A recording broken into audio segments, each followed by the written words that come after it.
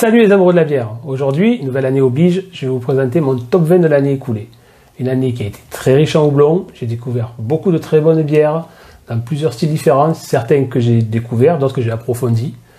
C'est pour ça que j'ai créé mon compte Instagram qui s'affiche ici, donc vous pouvez retrouver le lien en description. C'est un compte que j'ai créé pour partager ma passion de la craft beer et c'est pour ça que je poste une photo par jour, quelques stories, souvent avec des décors qui ont rapport avec le rock, la musique en général, le métal, puisque c'est mon autre passion. N'hésitez donc pas à vous abonner pour découvrir certaines bières, par curiosité, ça me fera plaisir. Et maintenant, place au top 20.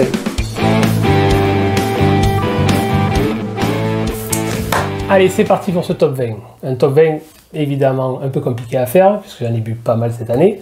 D'ailleurs, selon ma précieuse application Untappd, j'en ai bu 425 différentes pour 227 brasseries différentes. Et même 93 styles différents sur 215 possibles. Je ne sais pas exactement les 93 styles différents, mais s'il le dit, je crois.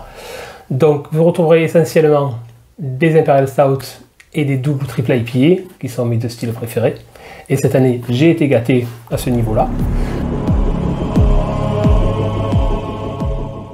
Donc on va commencer par une un peu spéciale, mais c'est de chez Omnipollo, mes Suédois préférés aussi. Je vous la cite parce qu'elle s'appelle Elvis et je vais vous lire. Elle était au Smoked Bacon, Banana Ice Cream, Bourbon Peanut Butter and Freak Shake IPA. Je vous rassure que le mélange est assez bizarre, on va dire autre que bizarre, mais pour moi ça matchait. Après je peux comprendre que ça soit un peu too much, c'était ultra sucré. C'est du 7,5 en volume. C'est une curiosité. Omnipollo vont souvent assez loin dans leur délire. Moi je suis fan les trois quarts du temps. Donc celle-là c'était pour le fun, avec des artworks qui sont souvent assez spéciaux. Je ne vais pas critiquer trop, mais c'était pas mal. Nous continuons avec la 19e qui est la Kingslayer de chez Buxton Brewery, une autre de mes brasseries préférées historiquement, parce que j'ai à peu près commencé la craft beer avec eux. C'est une double IPA assez résineuse. C'est pas leur style préféré chez Buxton, de mon avis. Je préfère leur Imperial Stout largement. Mais celle-ci a été une très très bonne surprise avec un très bel artwork. Et elle ne tape pas trop puisque c'est du 8%. Ça se boit vraiment bien et ça change des très fruits. En top 18, une Barley Wine de chez Sorry Brewing. Sorry avec Puyaste et Poyala sont pour moi les trois meilleures brasseries des pays de l'Est qui fournissent beaucoup de Barley Wine, Imperial Stout, assez alcooleux et liquoreux. Donc celle-là ne fait pas exception à la règle. C'est une Barley Wine qui est vieillie en fût de cognac. Elle est assez récente, elle est sortie elle est de 2020, je l'ai eu il y a 2 mois à tout casser. Et c'est vraiment très très bon, c'est liquoreux forcément, mais ce goût de cognac derrière assez prononcé en fait une très bonne bière pour digestif. Passons maintenant à une double IPA de chez Northern Monk, une brasserie que j'affectionne particulièrement aussi. Pour ce coup, ça sera une West Coast double IPA, donc c'est pas trop fruité, c'est franchement super bon, c'est assez résineux, elle le tape à 8,7, pas énorme non plus, très goûtu. De toute façon, Northern Monk, j'ai rarement été déçu, et qu'ils fassent leur Patrons Project, leur Laura Slater, leur IPA, je note rarement en dessous de 4 sur Untappd, par exemple, et celle-là, je l'ai noté 4,50 parce que c'était vraiment une excellente surprise, sobre mais super bien foutue. Pour la 16e, enfilons-nous une barrel age série de chez Vocation Brewery plutôt. Ça fait partie d'une série qui font avec différents ingrédients. Là, celle-ci, c'était une chocolate, bourbon et chili. Donc un peu épicé, bien équilibré. Quand les Imperial Stout Spicy sont déséquilibrés, ça arrache un peu et c'est pas très agréable. Celle-là, elle était super bien foutue. Honnêtement, c'était pas trop liquoreux, bien équilibré, la touche de spicy qu'il fallait, une vraie réussite. Maintenant, on va se faire une double. C'est une quadruple dry hopped de chez New Image Brewing. Merci d'ailleurs à Monsieur Madame Café à Marseille d'avoir importé cette brasserie qu'on ne trouvait pas ailleurs avant. C'était donc New Image. C'était une excellente surprise, je crois que tous les copains ont adoré aussi. C'est à base de Simcoe, Strata et Idaho 7. Et franchement, le quadruple dry hopped fait la différence au niveau goût. C'est hoppy and fruity en même temps. C'est une excellente chose.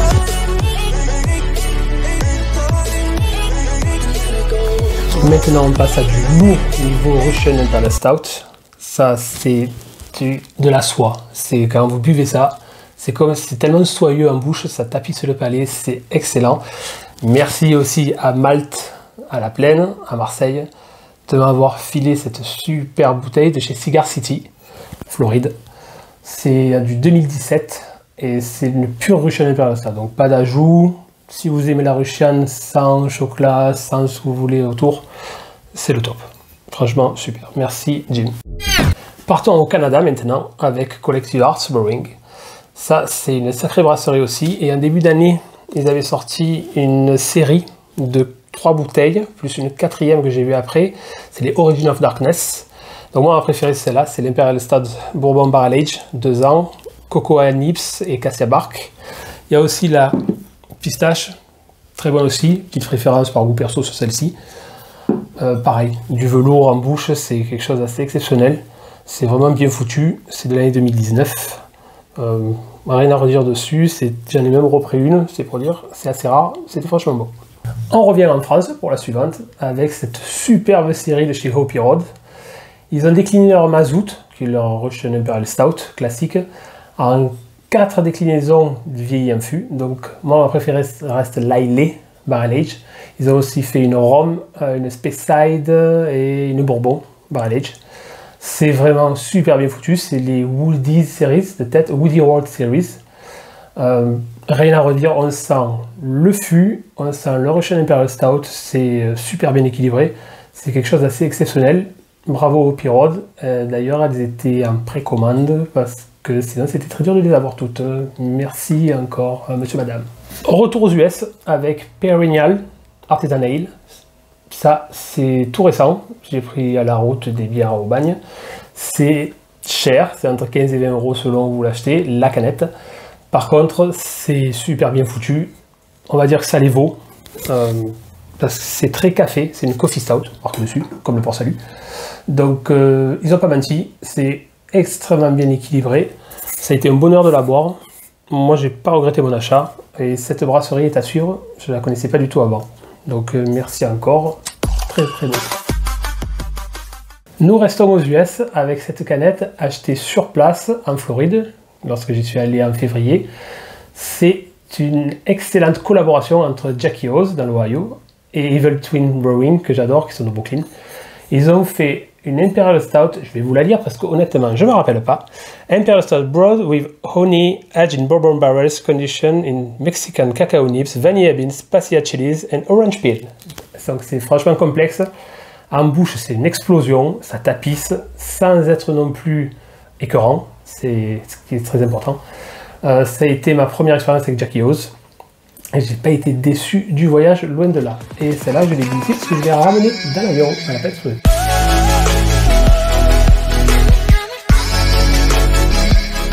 En dessous du top 10, on rentre avec cette 9e, Edward Theory. Ça, c'est une brasserie découverte aussi cette année, américaine. Je pense que c'est la plus métal de toutes les brasseries. Ils ont toujours des artworks, vraiment death black metal carrément. Ou alors de résistance comme la Rise Up, la Refuse qu'ils ont sorti il n'y a pas longtemps. C'est très très bien foutu, à chaque fois c'est du lourd. Alors ça peut être un peu bousy pour triple IPA, double IPA pour ceux qui n'aiment pas trop le fruité. Mais c'est super bien foutu. J'adore leur puissance souvent. Ils font aussi quelques Imperial Stout par exemple. Celle-ci, une des premières que j'ai bu chez eux aussi. C'était une tuerie, une Russian, pure Russian. Mais cette première IPA que j'ai bu chez eux, ça a été...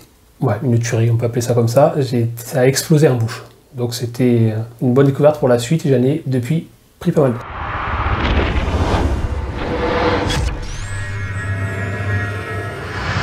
Allez, maintenant je vous fais un combo avec les Anglais de Cloudwater.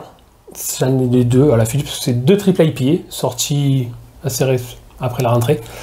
2 triple IPA, donc alors celle-là c'est pure Citra et Mosaïque uniquement. Alors ça peut être bousy aussi, c'est fort en bouche, mais c'est hallucinant. Moi j'ai adoré, c'est une des meilleures triple IPA de l'année pour moi. Et celle-ci que j'ai bu juste avant, c'est le Motueka. Alors il y a du strata dedans, je sais qu'il y en a qui n'aiment pas trop, c'est assez spécial, mais le Motueka, houblon néo-zélandais, j'adore. Et ça aussi pareil, le Cloudwater, on sait que c'est pas donné, mais on sait que c'est souvent bien foutu. Et c'est triple IP qui sortent en ce moment de chez eux. Rien à redire, et c'est vraiment autre que goûtu. Il y en a plus ou moins fruité, ça dépend des houblons. Mais vous pouvez y aller les yeux fermés, malgré le prix entre 10 et 12 euros la canette. Vous savez combien ça coûte, mais rien à redire dessus. Pour la 6e et la 5e, on retourne en Floride, pour le voyage de 15 jours que j'avais fait en février. Donc. La première, on va dire que la 6e, c'est celle d'Equilibrium, la MC2. Vous savez, avec le Einstein, là je l'ai vu récemment, je les ai bu à la pression, donc je ne peux pas vous les montrer. C'était un Einstein très coloré sur la jaquette, pour ceux qui connaissent. La MC, bon, je ne connaissais pas Equilibrium trop à l'époque, en fait, mais là je sais comment c'est réputé, et ça commence à arriver en France. Donc on va pouvoir en profiter. C'est pas donné non plus, mais alors qu'est-ce que c'est bon. C'était assez fruité, ça m'a bien explosé en bouche, moi j'ai adoré, donc ça c'était une bonne surprise.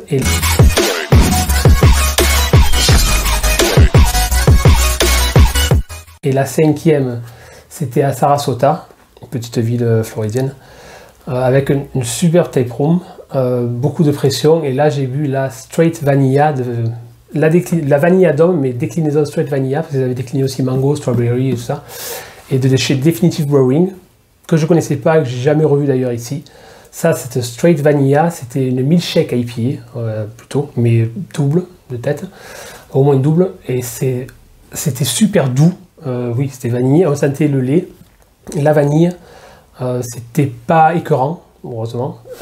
Ça a été une grosse surprise de l'année, et c'est celle que j'ai noté 4,75 sur Untappd, avec la suivante que je vais vous montrer, c'est mes deux meilleures triple et double IPA de l'année.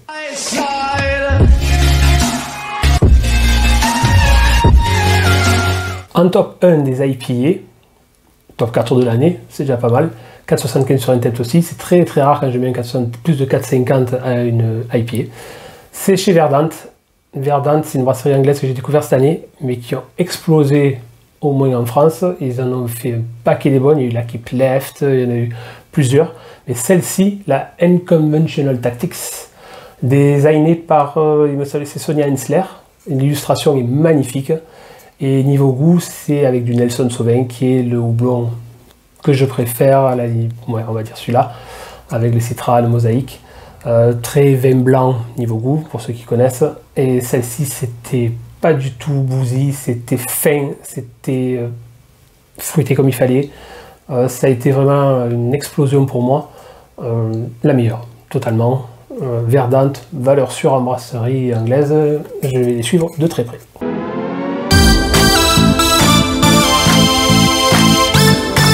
Rentrons maintenant dans le top 3 avec, vous l'aurez deviné, que des Imperial Stout, mon style préféré quand même. Avec cette Imperial Stout Rich and Decadent, c'est marqué dessus, de chez Cloudwater. C'est la My Continuous Improvement. Merci beaucoup à André Mathieu de me l'avoir fait découvrir et de l'avoir partagé avec moi.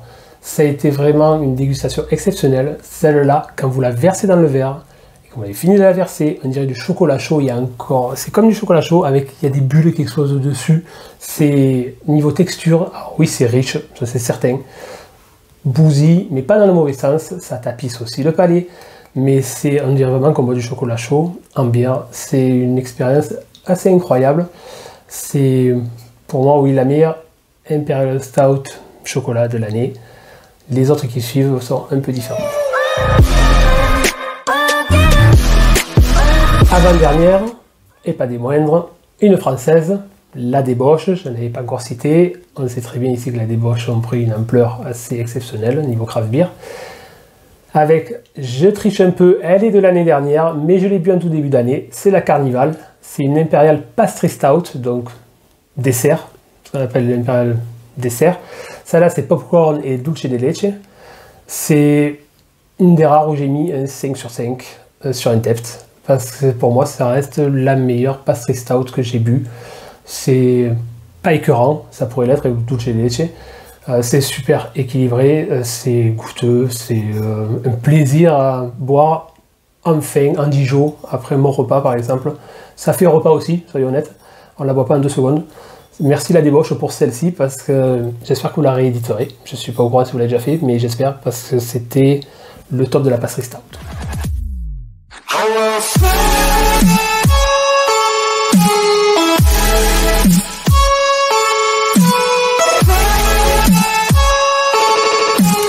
And last but not least, la Bourbon Conti au lait des cafés, achetée en Floride, dans la même tape room que où j'ai bu la vanilla d'homme. C'est en effet pas usurpé niveau réputation, parce que celle-là je l'ai ramenée en France dans la valise aussi pour la boire tranquillement sur la terrasse à la fin du confinement.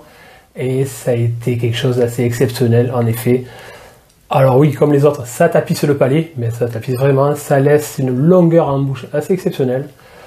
Pour moi, oui, 25 $ la canette, mais ça les vaut, si on peut dire que ça les vaut ce prix-là pour une bière. Le Goose Island, cette série, s'est arrachée encore cette année, j'en ai pas eu, mais je suis bien content de l'avoir bu et d'avoir fait l'expérience de la 2019, puisque je l'ai acheté début 2020, donc c'est l'année dernière.